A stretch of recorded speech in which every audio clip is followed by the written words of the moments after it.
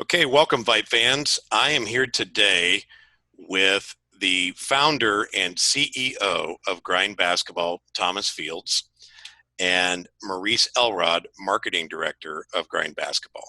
Gentlemen, welcome. How you doing, Derek? Nice to be on, here. Thanks for having us. Appreciate it. Been wanting to huddle up with the both of you for a long time, and just glad we're finally doing it. So.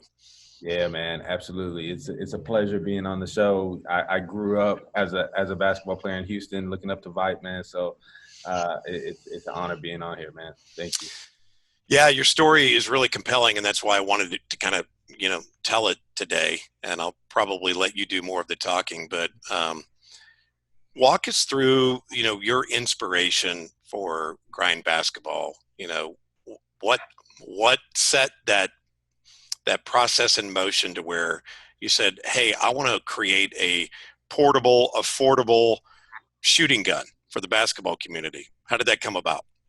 Man, it was really, I was a high school basketball player. So I went to Reagan High School here in Houston, inner city. And 10th grade year, 9th grade year, I made varsity. 10th grade year, I tore my ACL, right? Huge difference from making varsity. 11th grade year, tore my other ACL.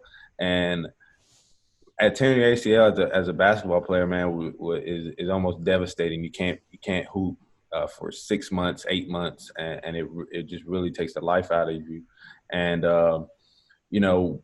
my goal was to go play for Baylor and play at a Division I basketball school. And ultimately, the mindset and the work ethic that I was putting into the game, I really wasn't able to have access to the top of the line, best equipment that I could possibly find. So my school had purchased they kind of rewind and they had purchased the shooting machine. And with my goal being the Division I, scholar full ride, I asked coach to let me in the gym at 5 a.m. to use the machine. I stayed after practice trying to use this machine. Most of the time, coach had to go home or, wasn't waking up at 5 o'clock in the morning. And I really, it always stuck with me. This one morning I asked coach, I was like, yo, coach, I got to get in the gym, put up 1,000 shots before school. And he was like, all right, I got you. I'll wake up. New coach. And he was teaching at the time. So, he ended up waking up a little late, and I was outside the gym just waiting, no keys, shooting machine inside, that one was too expensive to purchase, with my family being $5,000-$6,000. And two, it was 400 pounds. So even if you could afford it, like, where do you put this thing? Right. So, I was like literally looking at the door, visualizing the machine in there. And I'm like, yo, if I could just have one of these on one of these machines to myself, it'd just be, it'd be night and day, man. I'd have so much accessibility and opportunity. And were you thinking like, okay, if I had one of these, did you have a goal in your driveway, or were you thinking I'd roll this over to the park, or? Yeah. What So at the time I did have a goal, but it was broken because I would, me and my boys would dunk on it. Right.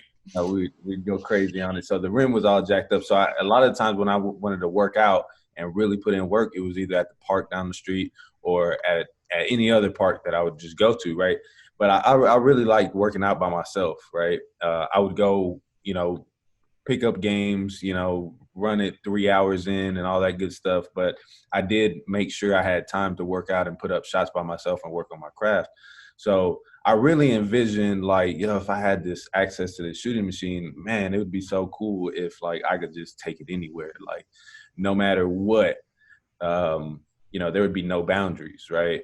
And, I was really down talking to my dad about it and we were just like, man, if it was affordable, we would buy it, right? And that was down, and it kind of sparked a idea in my head, like, man, making it affordable would be really cool. Looking up more stuff, still couldn't find anything on the market, and I was like, man, if Nike made one, that would be it, right? Right. Nike wasn't making no shooting machine, and I said, man, if Nike were to make one, how would they design it? Just out of curiosity, I'm a curious guy, so I'm a basketball player, and I'm like, man, if they made that thing fold into a duffel bag, a Nike duffel bag, that'd be crazy, right? And that's where it kind of started, man. And I was, thought about it more and more. I ended up tearing my meniscus again in my senior year, and at that point, I knew I wasn't going to get a scholarship. I did have a few offers from was it Wichita State? Who is that? Wichita State, the Yellow Jackets. The Shockers. Shockers, yeah.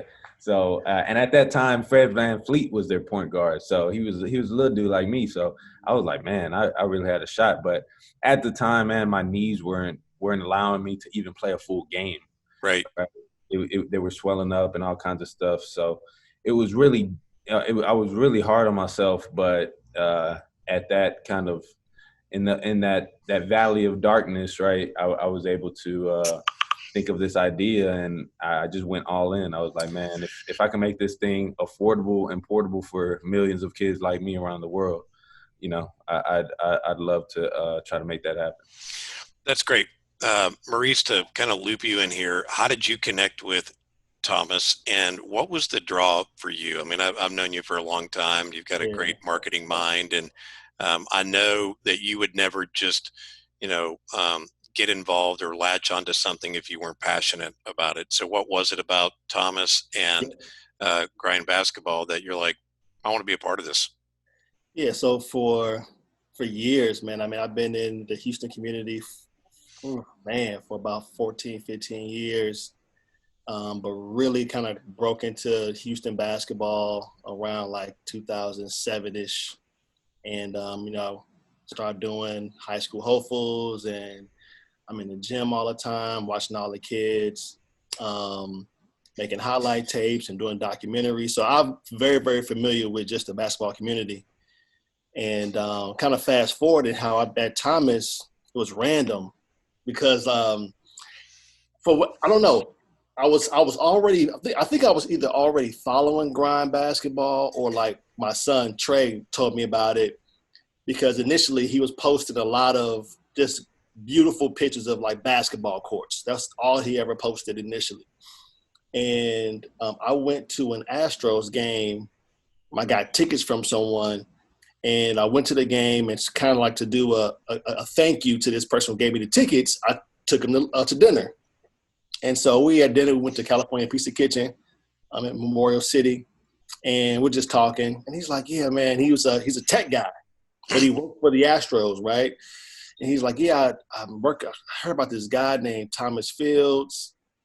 I'm like, Thomas Fields? He's been liking all my pictures on Instagram. And so it was funny because it was just kind of weird how that all transpired. So make a long story short, I DM'd Thomas he told me about Grind. So he told me about the shooting machine. And I was like, what? I couldn't even believe just the thought of a machine in the duffel bag folds up. Right. Just the whole thought process was just crazy to me.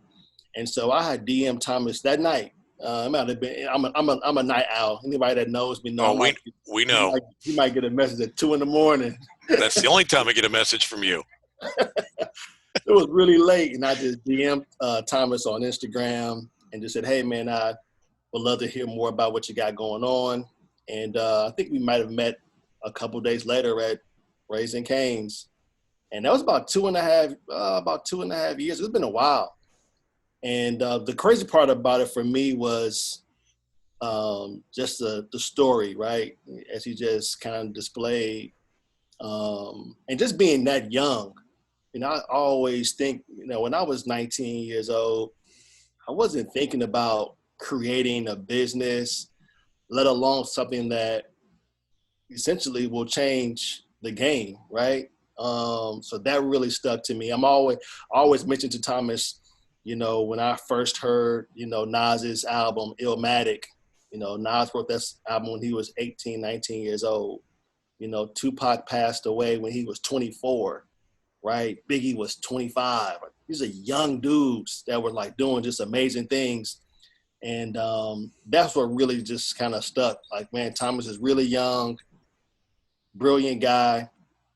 How can I help? Hmm. And that was really the impetus behind, you know, me being involved.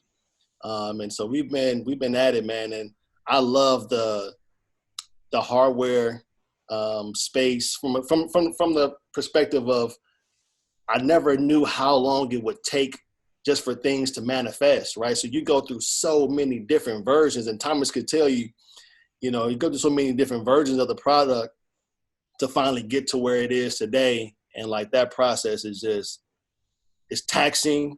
It's a lot of long nights, but it's like so rewarding when you finally see it. And I bet for both of you, you got to have some patience with that. I mean, because you just want to launch it and get it out there, but prototype after prototype, just massaging it and getting it right. All right, so I want to Just, get. Go just on ahead. that, Derek, man, the patience that it takes to deal with it, man. Like, I hear customers all the time, man. Like, I would love to have a portable shooting machine, and like, I was speaking to a customer today, and it's just beautiful how much they want it, but we also got to go. We have to build them. You know, we have to develop them, and oh my God, it's just it's a love-hate relationship with hardware. But I mean, Well, let's you got talk to do about that hardware. We're going to get a little it. geeky about your product line, and then I'm going to Yeah, circle back to Maurice here in a little bit and talk about the marketing and distribution and the philosophy around um, marketing in general. But Thomas, just some of the notes that I saw with the product, um, a 12-foot net, right? Like, what was um, the idea around making it at 12 feet? What's scientific about that height? yeah, absolutely. So, a lot of times you look at Steph Curry, you look at Ray Allen, all the great shooters that have Larry Bird, one of my idols, is just you look at their shots, and I'm a studier. I study the game Hmm. ever since I was younger, and if you look at their shots, they have a great arc, right? And Hmm. um, as kind of a basketball sports CEO founder, I have to know that what is the optimal arc that every player should be shooting at, right? And that optimal arc is actually 45 degrees. So we specifically designed the machine to force players and coaches and trainers and all those people to, we're training them to shoot properly, right? To shoot at the optimal arc where the ball trajectory hits that circle of a rim and maximizes the space within that rim, right? So it gets really into some sports science stuff, and I geek out about it. I love it, but that's the idea around the 12-foot net, and then it catches your rebounds, right? So it serves two purposes. It forces you to shoot better, Sure. and it also captures your Right. made in shot. And even if you're like dribbling into the lane and doing a floater, the 12-foot again is to pretend that there's a 7-footer in the paint that wants to swat your Exactly. stuff out of the gym, Exactly. that you can get it up and over the Exactly. Yeah. defender. Yeah. Yeah. Because you got a 6'4" kid or a 6'5" kid jumping up 5 feet in the air with his Hmm. wingspan up there. You know what I'm Right. saying? So Yeah. yeah, you absolutely have to get it up there. So it does require power, correct? Yeah, Okay. absolutely. Um, Talk a little bit about the no standing rule and your philosophy Yeah. around why. And I guess where I'm going with that is your product, unlike some other shooting guns where you can you could, I guess the word is stack multiple balls inside the unit and it could spit the balls out to you. Yours is just a one ball unit. Right. And it's tied into, you want your guy, you want the person training to keep moving. Talk about that a little bit. Absolutely. Absolutely. No, super important. I mean, designing the machine specifically to force kids and players to, work as hard as they possibly can and emulate the game workout, right? Like, in design, you can give everybody all kinds of options, but great design simplifies it, right? And I've studied this with Apple. I've studied it with new companies coming in, and simplifying it really gives the users a true experience, right? So with the first product, coming out with the grind machine, it only holds one ball, and it's on purpose, right? It forces you, Mhm. if you just sit there, you'll sit there for about 3-4 seconds, right? And Right. it'll waste your time easily.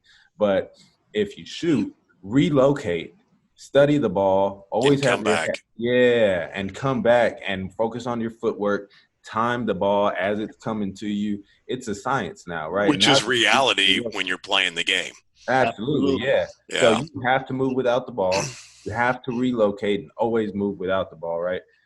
Focus on your footwork and stepping into your shot, right? Timing the pass as it comes to you. Those are our kind of three focal points: is moving without the ball, Mhm. focusing on your footwork, and timing the ball as it comes back out to you. That's what we say. And one more thing to add to that, Yeah. Derek, before you pose another question, it also builds your endurance, right? So when Right. you're playing the game, you're never just standing anywhere, right? You're constantly in motion. And so now when as Thomas mentioned, you're coming in, stepping with your inside foot, you relocated, you're stepping in, the ball is coming towards you. Now you're shooting the game-like situation, right? And like Thomas mentioned, it emulates the actual game that we all love and play. It gives you kind of that real, feel and moment of, being out there and not just kind of being a statue waiting for the ball to come towards you. Mhm. And I would think also, from an engineering standpoint, and it all ties in with the philosophy of what you want the player to do, but keeping it affordable and portable, you probably have to minimize some of the bells and whistles to some Absolutely. degree, right? So Absolutely. the no auto rotation, is that what I'm trying to say? Where Yep. it kicks the ball out to you. Sure. The fact that it is mechanical, uh, again, the more bells and whistles you add to the unit, now you go from a $1,500 unit to 2,500 or 3,000, and it may not collapse and get into a duffel bag, right? Right. Now Exactly. you're going exactly. Now And you're going into it being also heavier, Right, right? because And you have a motor. right, and you can't. Now it's no longer portable. So now you Right. have to have somewhere to actually store it, right? And so it kind of absolutely. eliminates the two things that Thomas really wanted to put out there was something that was affordable and portable, for sure. Absolutely. What about software? Is there any plans to add? Everyone's got an app for something, right? Is there something that you could do that would be lightweight and could track progress or Yeah, activity? absolutely, absolutely, and we're actually currently working on that. But we really want to design it intentionally, right? We don't want to just put software out there just because it's software. We Correct. want to really focus in around the athlete and focus in around the trainer, and really give them a lot of value in the simplest form, right? So we're really working on that.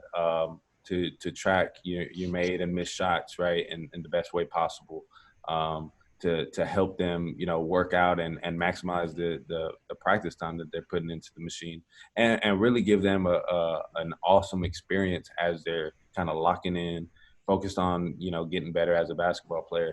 We don't want to add more complexity to their life.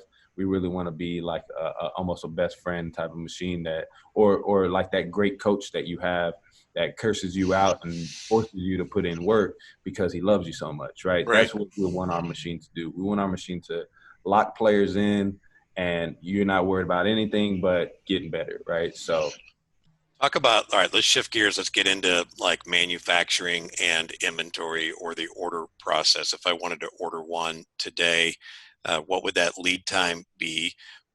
Where is your product made? Um, and do you have any in stock? yeah, absolutely. So starting off with where is it made? Yeah, and then I'll get into the order process. So it's currently made here in the United States of America, over That's in great. yeah, in Idaho Falls, man. Uh, right Midwest. We have a great group of people that have amazing engineering skills, amazing mechanical, electrical, software skills, and like have attention to detail. That's what we're all about. You can't be great without focusing on attention to detail, and that's what we're doing, right? We're making sure the best machine is getting into customers' hands, and we felt that having it close to home was really important. So it's made in America. If you order right now, you'll be technically in batch two, and batch two is going out spring of 2021. Okay. Yeah, batch two is going out spring of 2021 to all our customers. That's already open, filling up really fast, and people are excited. So it's awesome to see how everybody's reactions to it. So the earliest you could, I mean, we're in December of 2020. If anyone's watching this episode today, the earliest you could receive one would be March of 21, correct? Yeah, absolutely. Okay. Absolutely. Maurice, talk about a little bit about who's the buyer, who's your audience, who are you targeting? And this is what's so cool about the product, right? It's really everyone, right? If you think about it, right? Sometimes you go in with a singular focus on one specific individual, but what's so dope about this product is that it's not only for the kid, it's also for the trainer, it's also for the junior high schools as well, right? So you have this multifaceted, consumer that our competitors don't really have per se, right? So we're able to hit all three of those angles and really make it, a special thing for everyone. All right.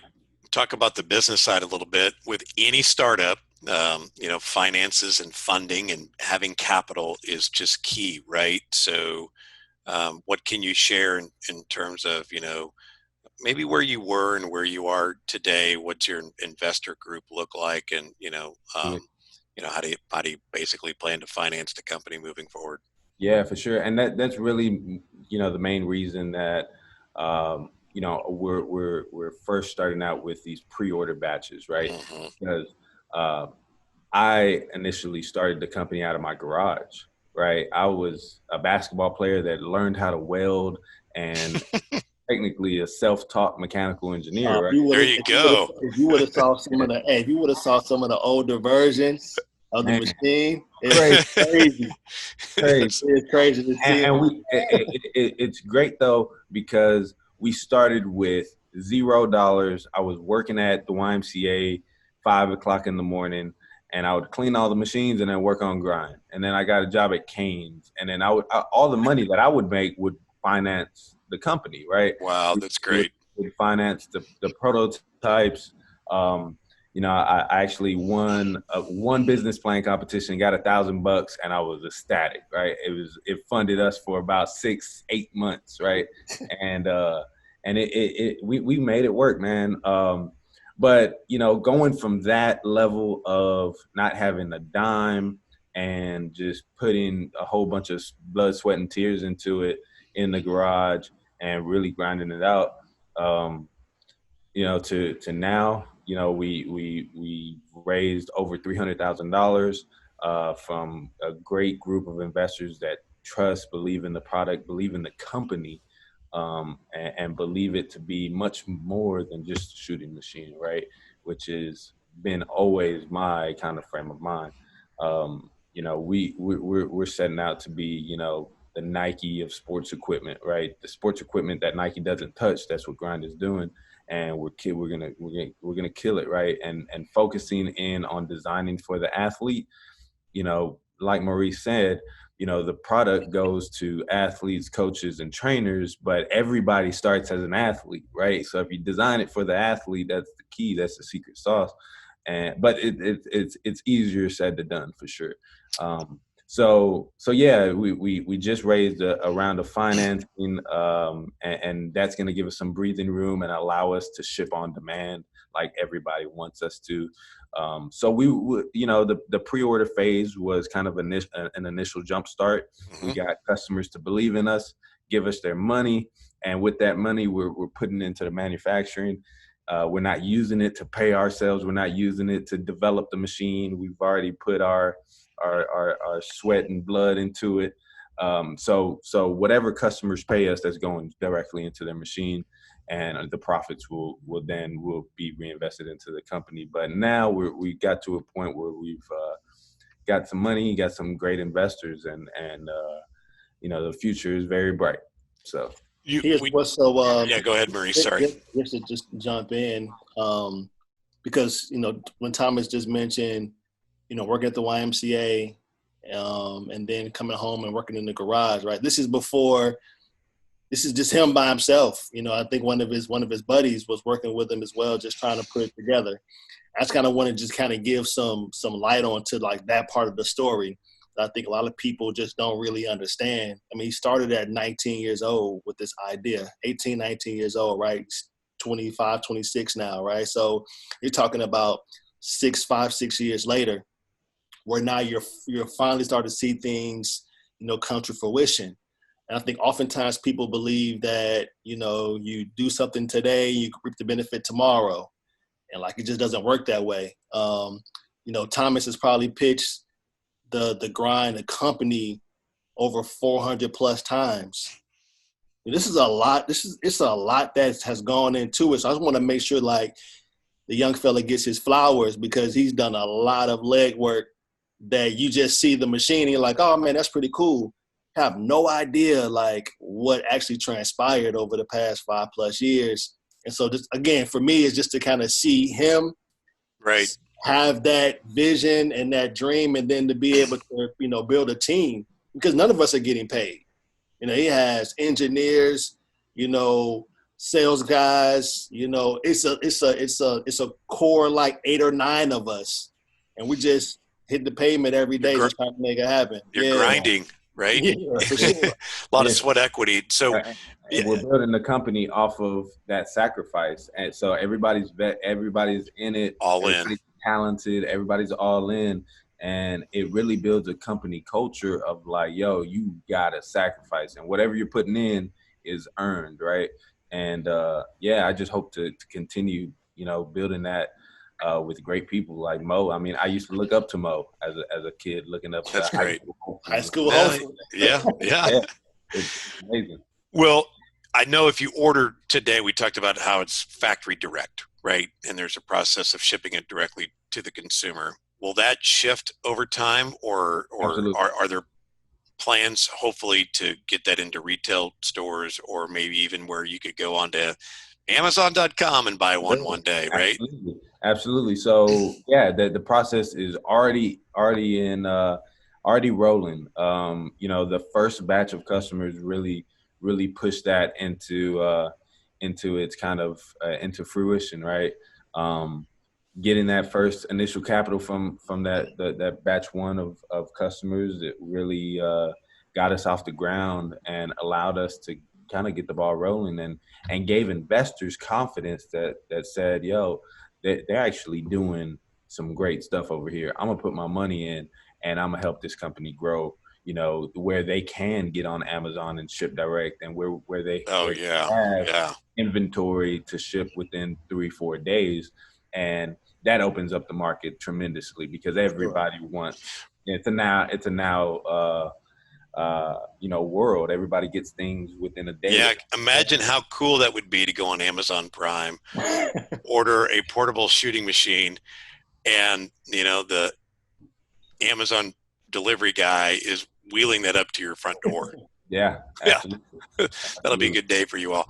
All right, real quick, back to you, Maurice, and then I'm going to wrap up with Thomas. Talk about marketing strategy. I mean, we talked about who your direct, your audience is and so forth, but how are you going to cast a wide net? How do you let literally people know from California to New York and from North Dakota down to Texas about Grind basketball? How do you make, and are there any plans maybe international, right? Yeah. So quick story, man. So we launched March 1st. And so we were going back and forth, should we do a Kickstarter? Should we just do it in-house? And we were just debating. It was a healthy debate that we were having. And we decided to bet on ourselves. We'll just do it. No Kickstarter, no GoFundMe. We'll just grindbasketball.com, drive all the traffic to, our website. And COVID happened. like literally 2 weeks after we launched, right? And so first day, we were getting sales, our Shopify is ringing off the hook. It's crazy. And then the world shuts down. And the beauty of that was we already had our marketing in place. We knew what we wanted to do. The only thing that really uh, I guess what struck us very, very hard was the fact that we couldn't do events. But Right. other than that, we were already locked and loaded. We had some really, really good content, with some players, with some coaches, with some parents. Right? We wanted to, again, this is about the community, and the basketball community is a strong one, right? And so our marketing really was centered around telling these unique stories about these players, these individuals. How a kid like LJ Cryer, comes up through the ranks of Katy, Texas, and now at Baylor, right? And a guy like Bryce Griggs, who lost his dad a couple years ago, and his story. But again, making them the centerpiece, and then just throwing in the grind piece as a complementary, of what their story is all about. We took a lot of pages out of Nike's handbook. Honestly, Nike tells tremendous stories, with their athletes. If you think about Serena Williams' spy with her dad and old footage of her playing tennis when she's young. And so we just kind of took a lot of notes and Right. how we wanted to kind of portray the actual brand. But we've done everything from obviously social media. Right. We have a pretty strong Instagram following, Facebook ads. And it's a very unique way that you have to message individuals, right? So if I'm talking to a mom or a dad, they're probably going to be on maybe Facebook. So we have to communicate with them differently than we would do with a high school or junior high kid who wants all the cool. They want to see the video. So it's very, very, it's a science behind how we market to each individual. And then here recently we've been able to do some events. And again, more flyering hand to hand, social media, podcasts. We've just been using our resources to get the word out there about the machine, about Thomas's story, and again, just kind of build the brand to where we want it to be. Thomas? No, man, I think you hit it on the head, man. I think content creation is coming really soon because now we have production units coming off the line, and we've always been working with the prototype because we never had the capital to have more than one machine. So now we're going, and I think sky's the limit with that content creation. But content and storytelling is kind of what we would really want to put ourselves on. I've been doing that for about 13 years. And so my recommendation to both of you is keep doing that. Content is king. And it is such an effective way. You just get multiple people to tell your story, whether they are an Instagram influencer, could be a professional athlete, a media outlet, and let it spread like a prairie fire. So Thomas, what advice would you give to other young entrepreneurs? It is. Your story is really amazing. And I love to hear stories like yours, but yeah. What would you recommend, to that 19-year-old that's wondering, what am I going to do? Am I going to college? Am I going into the military? Do I go into the workforce? Or are they want to be an entrepreneur? Man, if I'm talking to somebody that doesn't know what they want to do, my first recommendation is think of all the things that you can do, right? Because that's where it starts. You have these ideas, you have these thoughts, you can go do this, you can go do that, and you don't know what to do, right? But there's options, right? So my first recommendation is to write it down and get it on paper physically. Don't type it, don't note it, like physically write it down and like look at it, study it, just marinate in it. And then from that point, just start prioritizing things, and it, what are your top three priorities, 1, 2, and 3, and out of those, start diving into them. That literally, I had a list of apparel. I could create this shooting machine in a duffel bag That was number 2. And yeah, and the next thing was real estate. And I put real estate first. I tried the apparel thing when I was 15. I ran out of ideas, and then I was like, all right, I guess I'm gonna try the shooting machine thing. And it, man, I fell in love with the process of like locking in and like focusing in on building something. I just fell in love with it. Well, and I think your story is comparable to what a lot of other entrepreneurs have faced, in that while you're building your dream literally in your garage, you're working 1 to 2 other jobs, right? You're at the Y, you're at Raising Cane's. I think that's important for a lot of entrepreneurs to remember, that are just getting started out of the gate, that you don't have a lot of income flowing No, in. You got to go work. And then I you got to put in the extra hours in the garage Right. when you get home from work. Yeah. I still got a jar of peanut butter and jelly just sitting on my side with a spoon. That's it. Like that was my breakfast, lunch, and dinner, man. At dinner, I thankfully had a great mother that fed me and put a roof over my head, man. But if you have those things, I mean, and you got an idea, make it happen. You know what I'm saying? Make it happen. And yeah, like I think, if I'd have to tell anybody, like the work that nobody sees is like closed doors. You're not recording yourself. The work that nobody sees really separates the good from the great, I think. And I feel like that's where the stuff is made, right? If somebody's looking at you, I don't think it really counts. You know what I'm saying? I think the good stuff where you really increase your growth and you really level up is when nobody's watching. And I think that's really important. If you're able to get as many moments like those, as many as possible, without being on your phone, without being on Instagram, and really focusing on just that growth of whatever you want to grow. I think that's really what separates it. And that's why when you see the grind logo, the end is kind of outlined. You don't see the end because this stuff Okay. works for All nobody. right. All right. Yeah. I see it. Yeah. Yeah. Okay. Very Yeah. clever. Yes. I wonder if you had anything to do with that, Maurice. No, but that's all No? Thomas, man. That's That's all odd, Thomas, Thomas. man. That's good. I think like you mentioned, writing things down. I'll just add a couple, but he mentioned writing things down. I would also, when you don't have funds, you got to be resourceful. You got to find people that have the same interests, that can help, right? Everyone needs a little assistance, some help, some resources. And just know that it's a marathon and it's not a sprint. It's not going to happen overnight. I think a lot of people kind of get caught up in that part right there. Like, oh man, I can just do this. And like, nah, bro, it doesn't work. It doesn't work like that. It takes a lot of time, energy, effort. I'm sure. And Thomas is like probably one of the most optimistic people I've ever met in my life. But I'm sure he's probably had some days where you're like, man, I ain't gonna do it no more. I very clearly remember being in my garage, and I just stopped, and I was grinding something with my grinder, cutting some metal, and I was like, man, what if nobody wants this thing? Like I was scared. I was like, it was already 2 years, 1 year, something like that, and I'm like, man, what if nobody wants to buy this after all this work?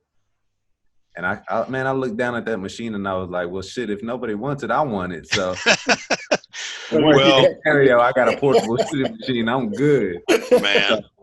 And I turned the grinder back on and I kept working, man. So like, if it's something you really believe in and love, and not believe in it in a cliche way, but like if it really solves your problem and it really solves, an issue, and Right. there's other people out there like that, I think the process is very ordinary. And if you just put a whole bunch of ordinary together, it's going to be extraordinary, right? And turns into extraordinary, man. So I think just people have to just do the do, man, and make it happen. Because like to your point, you just mentioned, you just made, Thomas, I'll be forgetting stuff. Come on, man. Oh, man. I'm getting old, man. I know. What did you just say a second ago? You just said, What did I say? oh, my God. Ordinary. Do the do. Do the do. Come on. Okay. You were somewhere, and Thomas, no, I always do this. Like, yo, you gotta let me get it out. I'm gonna forget. I was telling that. Come back to it. Yeah, I can tell you that you've got one of those products. I think you're going to find a lot of people that are going to say, dads, moms, man, I wish I would have had that when I was growing up. Right? Like, I spent countless hours in the driveway shooting. It literally was my favorite thing to do. It was my favorite toy growing up. I mean, I just turned 50 in July. It's still one of my favorite things to do is to go shoot hoop. Right? My shooting machine was my dad. And I wouldn't have changed those moments because that was good father-son time. Yeah. But, I could tell you just how many times I wish somebody could, when I would shoot and he wasn't there, I got to go chase the ball. That was my movement without the ball, right, for all of us. But I'm really lucky to be a part of this conversation today, guys. I truly mean that. And if I can help get the word out, I can't wait to see where you are going to be in 3-5 years, and you guys are going to look back on this video, and we'll all have a good time, and hopefully we'll cheer. But props to you, and way to grind, and Maurice, and Tom. I'm glad you found Thomas, and I think good things are going to happen to you all. I can't wait to see where you're going to be even in 6 months to 1 year, and when you get that first one out in March, we'll help you celebrate that again. Yeah, absolutely, man. And I found it. I remember what I wanted to say. All right, you got it. Last word before we go. So when you mentioned who our customers are earlier, and Thomas, he alluded to solving the problem, right? And so, most junior highs don't even have a shooting machine at all. Right. On a high school level, there's probably one. And you're sharing that machine with the freshman A and B team and the JV team and the varsity team. And then on the girls' side, right? So you have one machine, you're sharing it through both programs. And again, just solving that problem. Now you can probably have 3-4 machines. I guarantee the freshman team never uses the shooting gun because they're freshmen, right? It's like, you don't need it. So again, it's just solving that problem, and then again allowing more people to utilize the machine, whether you're in your driveway, whether you're at the park, whether you're in the gym.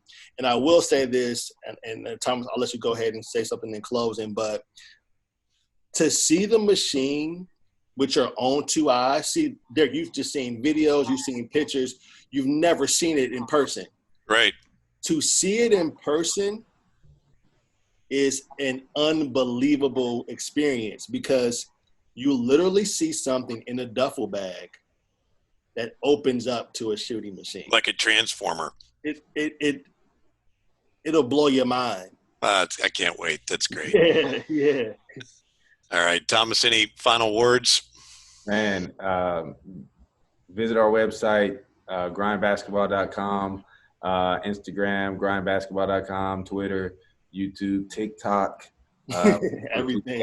We got a lot of content coming soon. But Derek, thank you for this opportunity, man. Like I said, I looked up to VYPE as a youngster, and to have this opportunity and talk about the product that I made as a high school student, going into college and solving this problem for the basketball world.